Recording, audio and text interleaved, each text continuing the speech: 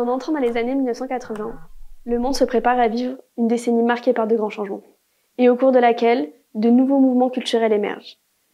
Nous sommes allés rencontrer les personnes qui y ont participé pour découvrir comment les années 1980 ont façonné notre monde actuel.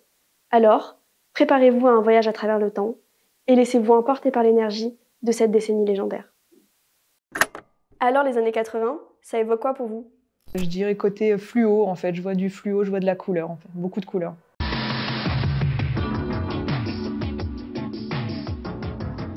Vous avez remarqué la rue aujourd'hui, les branches? Les années 80, ouais, c'était la bonne période. Oh là, plein de choses, c'est tellement riche. On avait une liberté qu'on a beaucoup maintenant, à mon avis. La musique. Des mélodies un petit peu entêtantes. À ce moment-là, je pense que c'était plutôt du Chantal Goya, du Dorothée, les musclés. Après, ça a pu être du Patrick Bruel, du Vanessa Paradis. Jean-Jacques Goldman, moi je l'adore, ce bonhomme, aussi bien humainement qu'au niveau création musicale.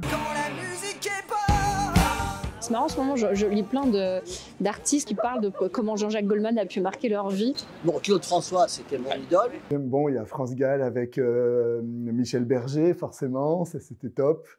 Beaucoup de musique anglaise, américaine. Les Daft Punk sont emblématiques de cette époque-là. Ça a pu être du Queen, par exemple, ça a pu être du U2. Simple Minds, Simply Reds, Tears for Fears. Les chansons en anglais, on ne comprenait pas tout ce qu'ils voulaient dire. Bon, Michael Jackson, on n'en parle pas, j'ai tous ces... C'est un phénomène, Michael Jackson.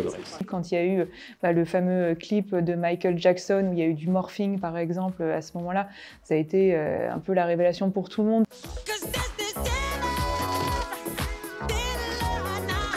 Et c'était quoi le tube de ces années-là? Roxanne, de Police.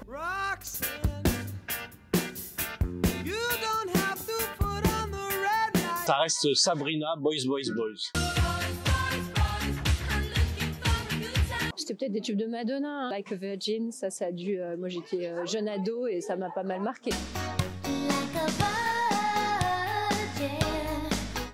Les années 80, c'était aussi l'arrivée de bandes-sons mémorables, n'est-ce pas? Un dessin animé, Goldorak, évidemment. Top Gun. Top Gun. Il y a Top Gun, forcément.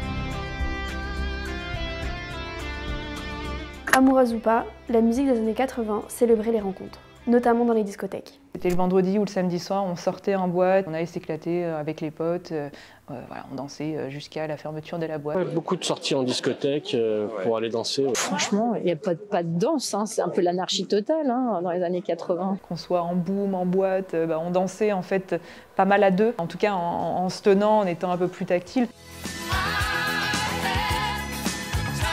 Beaucoup de sorties en discothèque, j'ai fait quelques rencontres, ouais. Des rencontres amoureuses. Après c'est vrai que je vais moins en boîte de nuit, j'avoue, j'ai passé un peu ce cap-là. La musique à l'époque, comment vous la découvrez et comment vous la partagez?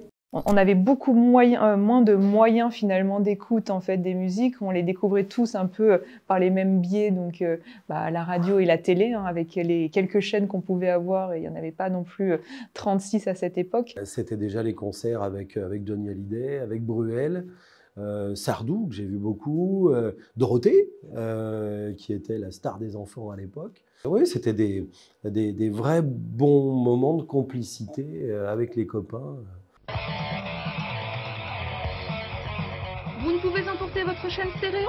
Emportez votre baladeur cassette. Alors les premiers mots qui concernent la musique, c'est les moyens de l'écouter.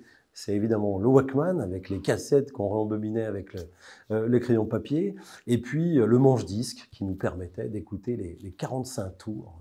On avait le Walkman, qu'on pouvait mettre à la ceinture et écouter.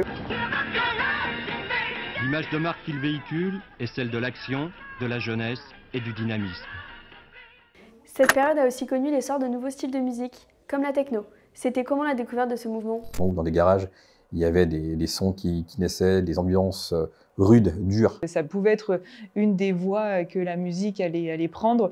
Donc c'était aussi le début finalement un peu de cette musique électronique. Ah mais oui, c'est l'époque Jean-Michel Jarre, la musique électronique, le concert à Lyon de Jean-Michel Jarre. Ça, j'ai été le voir, trop bien.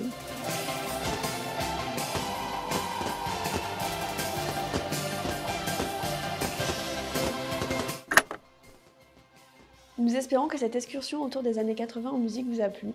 Nous vous souhaitons de passer un agréable Digital Even et de poursuivre votre voyage au sein d'une époque unique qui restera à jamais gravée dans la mémoire de ceux qui l'ont vécu.